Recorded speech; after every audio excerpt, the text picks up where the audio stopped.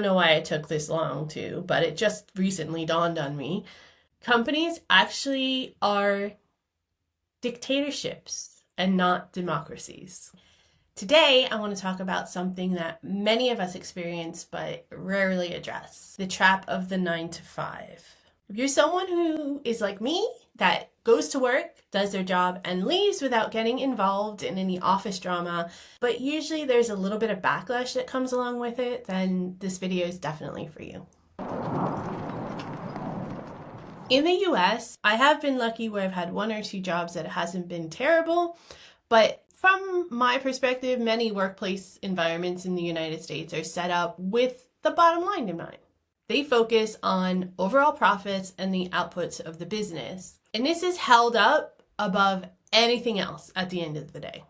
And I understand it. I mean, businesses are in business to make money. They're not in business just for the hell of it. But the other thing about US work culture is contracts are almost non-existent. And if they do exist, they're usually in favor of the company in as many ways as possible. When you don't have a contract, then you're not really required to give notice at your job if you want to leave. But at the same time, you can also be fired or let go from your position at any time. In addition, oftentimes a person's medical insurance is tied to their job.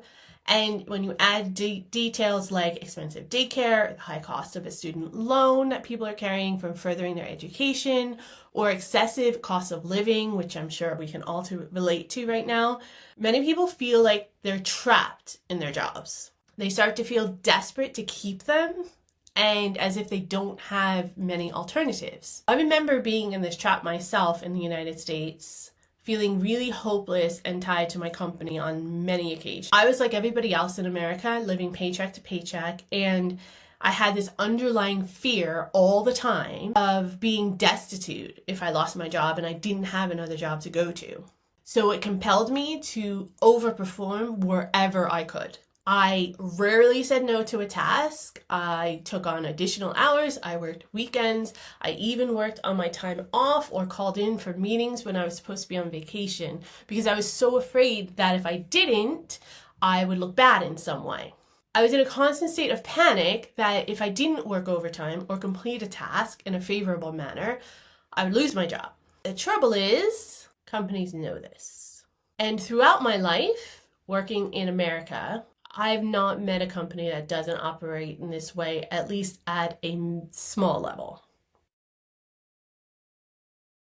So when I moved to the UK, I was very much looking forward to a completely different work environment. Work environment where the labor force definitely has a lot more leverage, where there is nationally mandated paid time off, which is not a thing in the United States. You're given contracts at your place of employment that guarantee your job, your time off, your salary, and following your probation period, it's not nearly as easy for the business to actually fire you or eliminate your position without notice or compensation. And all of these perks are amazing. However, I must say that I've had a recent experience, and then I've also had some conversations with coworkers and other British people. They were disappointed, like me, that a lot of firms in Britain are starting to copy the American business model. Not that they're taking away the perks I just mentioned, but more that they're just starting to put that cultural pressure on you to do a little extra. And it's starting to become difficult to just come to work, do your job, and then leave. Remember, it's all about the bottom line. They coach their management staff to create teams and create a culture that's going to further the output and the bottom line. They want more from you than just the hours that you've committed to trade in for your salary. They don't want a robot that just punches in and punches out and keeps their head down. They want to know who you really are. They want to know if you're the type of person that's going to talk behind someone's back, if you're going to spread rumors, or, let's be honest, maybe even be a little bit of an informant. They want to know if you're one of them. One of those people that's emotionally invested in their job. The ones who will gossip, who will do what they have to in order to climb the corporate ladder, who will throw somebody under the bus with a smile. If you are someone who just shows up, does their work, and leaves, like I've started to become, then you're kind of a mystery to them because they can't figure you out and they don't know how to get any leverage out of you. It's probably not an explicit direction for their staff, but the culture that they create rewards that behavior rather than tries to control that behavior and keep it to a minimum. It's a rarity that a company or management team actually does care about the worker's point of view or desires, unless it aligns with their agenda or the company's ultimate goal. Usually they're going to hire people that are just going to keep the status quo going, keep the business continuing to turn a profit. You have to remember you're always replaceable and expendable from the company's point of view. It's very, very rare that an employee is going to become an indispensable member of the team. And if your salary means the difference between them hitting a profit goal and them not hitting that goal, your salary is going to go. So when you have that underlying fear, then it starts to put pressure on the employee. They're constantly tense and they're constantly looking over their shoulder and they're worried about whether or not their performance is going to have a positive impact on the culture, on the team. They're just reminded from day to day that cultural implications do exist. Unfortunately, it seems to be a pretty toxic replica of work cultures that I've experienced in America. And if you are one of the people like I am, where you just come in, do your work, and go home, you're often inundated with a lot of questions. What do you do outside of work? What are your hobbies? Do you have any kids? What kinds of things are you going to have for dinner tonight? Why don't you want to participate in this team building exercise after hours? And when you just explain, I'm here to collect a paycheck, I'm going to do my best while I'm here, but I don't want to get caught up in gossip and drama and all that kind of stuff. A lot of team members and companies just don't like that. They feel slighted. They take it very personally. They want you to be just more than just an employee. They want you to fit in with the group and share with them and be a part of the culture. The company wants you to be emotionally attached to them because this way you'll be willing to sacrifice more than just the hours you've committed to for the company. You'd be willing then to pour in more energy into something that's not truly yours because of that emotional attachment. And it's tempting, especially when you see coworkers getting promotions or getting slaps on the back for doing a really good job, and your work seems like it's going unrecognized. But you have to remember that it's all a game. They're trying to convince you to put more blood, sweat, and tears into what you're doing so that you think that it's going to have a positive impact later. And after a while of doing that, you get used to it, as we're creatures of habit, and it starts to mess with your mind. You start to really, really believe that your extra work is going to come out with something positive for you in the end. But the truth is, if you're not one of those people who's actually getting fulfillment from their job or actually doing something they really love and care about, and you're just working to pay the bills, it's never going to be worth it for you. And your energy and the time over what you committed that you would exchange for your salary is actually being taken away from you. You're not getting any compensation or any recognition for the emotional toll that you're providing for the company. It's really easy to fall into that trap, and I've done it a million times myself. But when we do, the employers know they have us and they use it to their advantage. We have to remember that working more hours, obsessing over a project, participating in work on our time off doesn't actually make you any better at your job. You may look good in front of your boss and your coworkers, but what it actually does is just strengthens that emotional attachment where it's harder and harder to separate yourself from the company and from the job.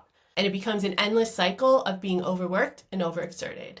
The work starts to consume you, and before you know it, you've spent years working at a 9-to-5 job that you don't love, and you look back at your life and you wonder, what is the point of it all?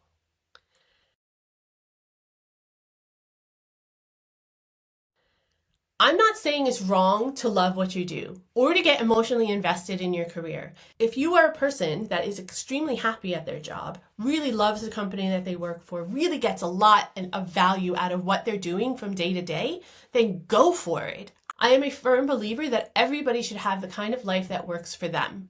If you're getting value out of the hustle at your regular job, I tell you, just keep doing what you're doing. Just be aware that there is a game being played and make sure that that perceived value that you think you're getting is actually something that's fulfilling you and something you want, and not something that is just kind of fed to you in order to keep you in the grind and keep you on that hamster wheel. But for the people like me who just want to come in, do their job to the best of their ability, have some friendly banter here and there with their coworkers, but then go home at the end of the day, we're doing it because there's something else out there waiting for us after hours that's more exciting and more fulfilling for us. It doesn't make us any less of a good person. It just means that this job isn't it. And when you discover that you have an actual priority out of life and you know what your true desires are, you want to make sure that you preserve energy and time for that project or that priority and that desire. And it's not to say that you should F off at work, because you definitely shouldn't, and I'm not condoning that in any way, shape, or form. You need to take your job seriously. You made a commitment, you signed up for this. It's your responsibility to do the very best that you can within the hours and the time frames that you've agreed to. And you need to be respectful of the other people around you. But don't be afraid to buck the system and be labeled antisocial in some work circles if you don't want to put in that extra time, or if you don't want to hang out and grab a beer at the pub at the end of the day. Don't be afraid to say no to extra hours or an extra project or a promotion that just doesn't align with your priorities or your timestamps. In the end, it took me a long time to figure that out. And the work experience that I've had recently here in the UK has made me realize that I need to go into my jobs with a mindset that I am not going to be friends with these people. It's okay to be friendly, but most of the time your coworkers are not going to end up being your friends after you leave the job or after they leave the job. I really just have to go in, be respectful, do the best that I can with the time that's allotted to me, voice my concerns if I see something that is feeling uncomfortable, really leaving at the end of the day. I know we're all in the positions where we do have bills to pay, and sometimes we just get caught up in life and we don't really pay attention. I just urge you to please just take a breath and just make sure that the efforts that you're putting in for your job or your work is something that's actually giving you something positive back, not an emotional attachment to make you feel fearful for losing your job, and not something that you're not willing to walk away from if it becomes less of a priority or more of a hassle for you. If you've been involved in any kind of toxic workplaces, or you have any advice, or you think I'm completely off base here, please leave me a comment below. I'd really appreciate it. I want to hear about your own experiences with the work culture, either in the UK, in the US, or beyond, and how you've navigated these types of situations in this world.